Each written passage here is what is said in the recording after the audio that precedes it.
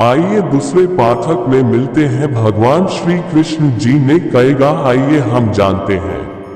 13 शिक्षा और योग्यता के लिए जुनूनी बनो। व्यक्ति के जीवन में उसके द्वारा हासिल शिक्षा और उसकी कार्य योग्यता ही काम आती है।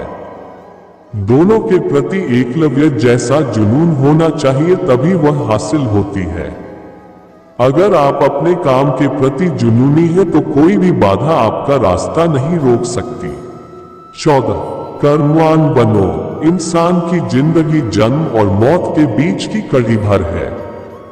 ये जिंदगी बहुत छोटी है, कब दिन गुजर जाएंगे आपको पता भी नहीं चलेगा, इसलिए प्रत्येक दिन का भरपूर उपयोग करना चाहिए। कुछ ऐसे भी कर्म करना चाहिए जो आपके अगले जीवन की तैयारी के हों। ज्यादा से ज्यादा कार्य करो। घर और कार्यालय के अलावा भी ऐसे कार्य करो जिससे आपकी संतानें आपको याद रखें। गीता यही संदेश देती है कि हर पर ऐसा कार्य कर जो तेरे जीवन को सुंदर बनाए। 15 अहंकार और घमंड होता है पतन का कारण। अपनी अच्छी स्थिति, बैंक बैलेंस, संपदा, सुंदर रूप और विद्वता का कभी अहंकार मत कीजिए। समय बड़ा बलवान है। धनी, ज्ञानी, शक्तिशाली पांडवों ने वनवास भोगा और अति सुंदर द्रौपदी भी उनके साथ वनों में भटकती रही। समय के खेल निराले हैं।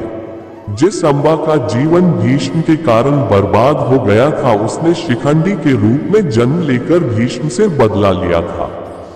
महाभारत में ऐसे कई उदाहरण हैं जिनसे ये प्रेरणा मिलती है कि घमंड को पतन का कारण बनने में देर नहीं लगती है। 16 कोई भी संपत्ति किसी की भी नहीं है। अत्यधिक लालच इंसान की जिंदगी को नर्क बना देता है। जो आपका नहीं है उससे नीतिपूर्वक लेने हड़पने का प्रयास न करें। आज नहीं तो कल उसका दंड अवश्य मिलता है। भगवान श्री कृष्ण कहते हैं कि आज जो तेरा है कल बीता हुआ कल किसी और का था और कल आने वाला कल किसी और का हो जाएगा। अतः तू संपत्ति और वस्तुओं से आसक्ति मत पाल, ये तेरी मृत्यु के बाद यहीं रखे रह जाएंगे। अर्जित करना है तो परिवार का प्रेम और अपनत्व अर्जित कर, जो हमेशा तेरे साथ रहेगा। 17 ज्ञान का हो सही क्रियान्वयन। शिष्य या पुत्र को ज्ञान देना माता पिता व गुरु का कर्तव्य है, लेकिन सिर्फ ज्ञान से कुछ भी हासिल नहीं होता। बिना विवेक और सद्बुद्धि के ज्ञान अकर्म या विनाश का कारण ही बनता है, इसलिए ज्ञान के साथ विवेक और अच्छे संस्कार देने भी जरूरी हैं।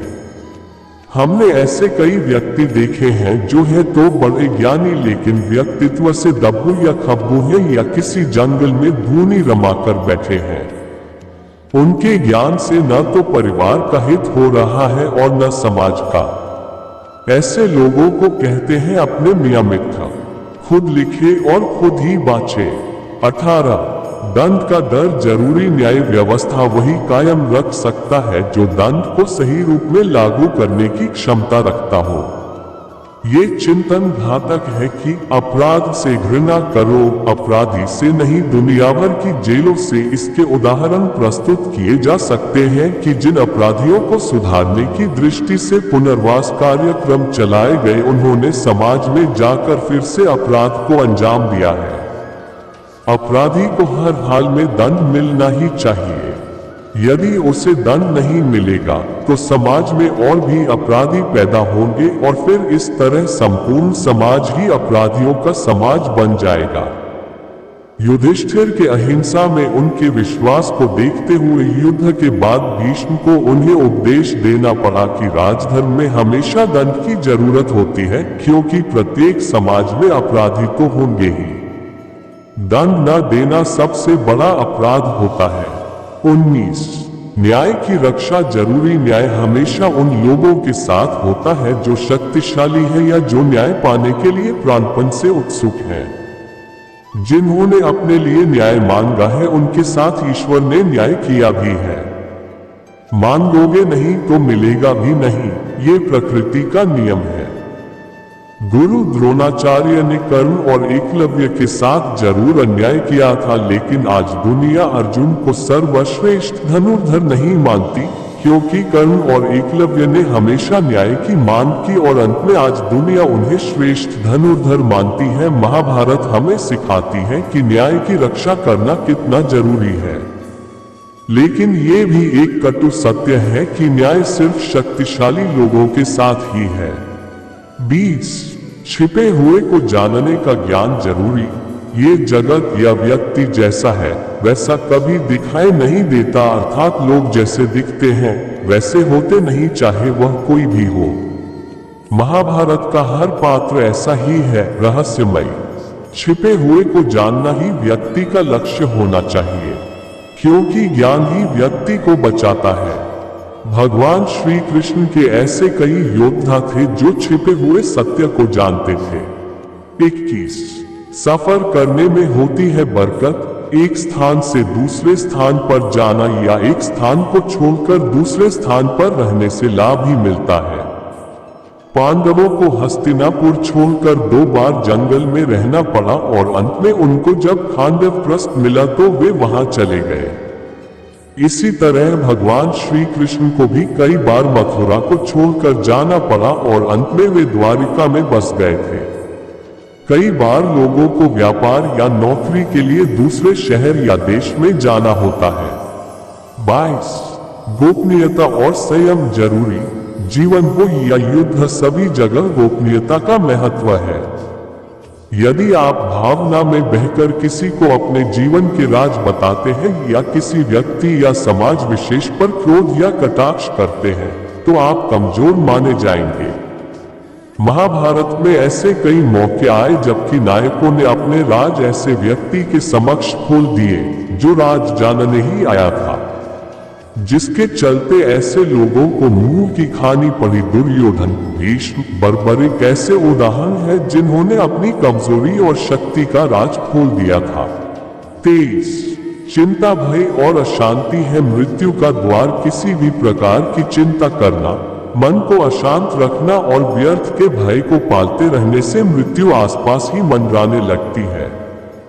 मौत तो सभी को आनी है, फिर चिंता किस बात की। कोई पहले मरेगा और कोई बाद में। चिंता का मुख्य कारण मोह है।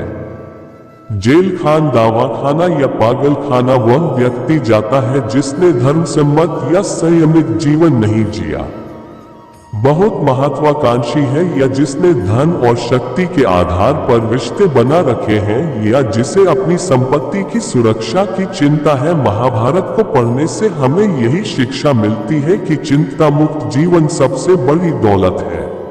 24 इंद्रिय संयम जरूरी। इंद्रियां कभी तृप्त नहीं होती।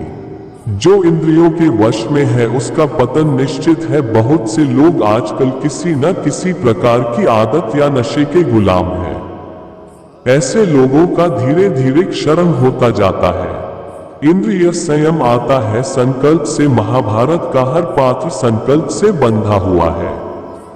शक्ति का संचय इंद्रियों को वश में करने से ही संभव हो पाता है। 25 राजा या योद्धा को नहीं करना चाहिए परिणाम की चिंता। कहते हैं कि जो योद्धा या राज युद्ध के परिणाम की चिंता करता है वह अपने जीवन और राज्य को खतरे में डाल देता है। परिणाम की चिंता करने वाला कभी भी साहपूर्वक न तो निर्णय ले पाता है और न ही युद्ध कर पाता है। जीवन के किसी पर मोड़ पर हमारे निर्णय ही हमारा भविष्य तय करते हैं। एक बार निर्णय ले लेने के बाद फिर बदलने का अर्थ यह है कि आपने अच्छे से सोचकर निर्णय नहीं लिया या आप में निर्णय लेने की क्षमता नहीं है।